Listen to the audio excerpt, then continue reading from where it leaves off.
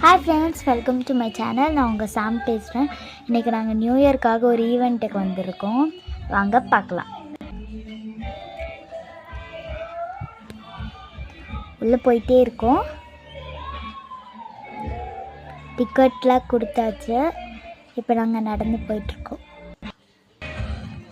இங்கே வந்துட்டு ஃபுட்டு சாப்பிட்றதுக்காக வந்திருக்கோம். இப்போ டிஸ்கோ பார்ட்டிக்கிட்ட வந்தாச்சு. எல்லோரும் டான்ஸ் ஆடிட்டுருக்கோம். லைட்டிங்ஸ்லாம் சூப்பராக இருக்குது. நிறையா லைட்டிங்ஸ்லாம் போட்டிருந்தாங்க.